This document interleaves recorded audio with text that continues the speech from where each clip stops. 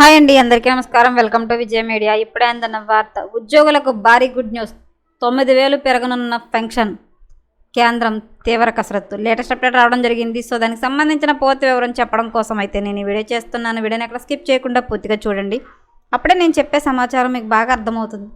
అలాగే వీడియో నచ్చితే కనుక వీడియోకి లైక్ ఇచ్చి మా ఛానల్ సపోర్ట్ చేయండి. కొత్తగా ఎవరైనా మా ఛానల్ చూస్తున్నట్లయితే కనుక తప్పకుండా సబ్స్క్రైబ్ చేసుకోండి. అప్పుడే నేను పెట్టే మరిన్ని అప్డేట్స్ అన్ని నోటిఫికేషన్కి అయితే వస్తాయి. అలాగే వీడియోని లైక్ చేయడం వల్ల వీడియో కొంతమందికి రీచ్ అయ్యి ఇన్ఫర్మేషన్ మరికొంతమందికి అయితే రీచ్ అవుతుంది. సో లేట్ చేయకుండా వివరాలు ఏంటో చూద్దాం. లక్షలాది మంది ప్రైవేట్ రంగ ఉద్యోగులకు ఊరటనిచ్చేలా ఈపీఎఫ్ఓలో కీలక మార్పులు చోటు చేసుకుంటున్నాయి. కనీస పెన్షన్ పెంపు, వేతన పరిమితి పెంపుపై సుప్రీంకోర్టు ఆదేశాలు. పార్లమెంట్లో జరిగిన చర్చల నేపథ్యంలో త్వరలోనే కేంద్రం నుండి అధికారిక ప్రకటన వెలువడవచ్చని తెలుస్తోంది.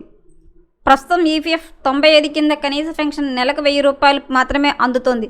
దీనిని కనీసం 3,000 నుంచి 9,000 వరకు పెంచాలని కార్మిక సంఘాలు, ప్రజాప్రతినిధులు ప్రభుత్వాన్ని కోరుతున్నారు.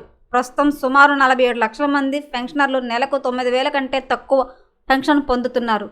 కేంద్ర కార్మిక సహాయ శాఖ మంత్రి శోభా కరంద్లాజే పార్లమెంట్లో మాట్లాడుతూ పెన్షన్ పెంపుపై వినతులు అందాయని, అయితే ప్రభుత్వం ఇంకా తుది నిర్ణయం తీసుకోలేదని స్పష్టం చేశారు.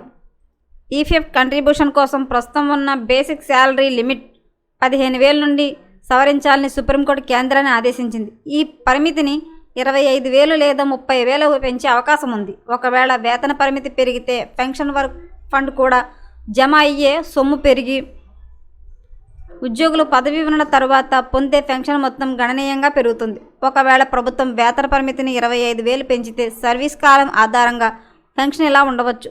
10 ఏళ్ల సర్వీసు ఉన్న ఉద్యోగులకు నెలకు సుమారు 3,570 పెన్షన్ వచ్చే అవకాశం ఉంది. అలాగే 35 ఏళ్ల సర్వీసు ఉన్న నెలకు సుమారు 12,500 వరకు పెన్షన్ పొందే వీలుంటుంది. ఈపీఎఫ్ వేతన పరిమితి పెంపుపై నిర్ణయం తీసుకోవడానికి సుప్రీంకోర్టు కేంద్ర ప్రభుత్వానికి 4 నెలల సమయం ఇచ్చింది. ఈ గడువు ముగిసేలోగా కేంద్రం తీసుకోబోయే నిర్ణయం కోట్లాది మంది ఉద్యోగుల భవిష్యత్తును ప్రభావితం చేయనుంది. వేతన పరిమితి పెరిగితే చేతికి వచ్చే జీతం స్వల్పంగా తగ్గినప్పటికీ పదవీ విరమణ తర్వాత వచ్చే పెన్షన్ మాత్రం భారీగా పెరగనుంది. దీనిపై కేంద్రం త్వరలోనే క్లారిటీ ఇచ్చే అవకాశం ఉంది.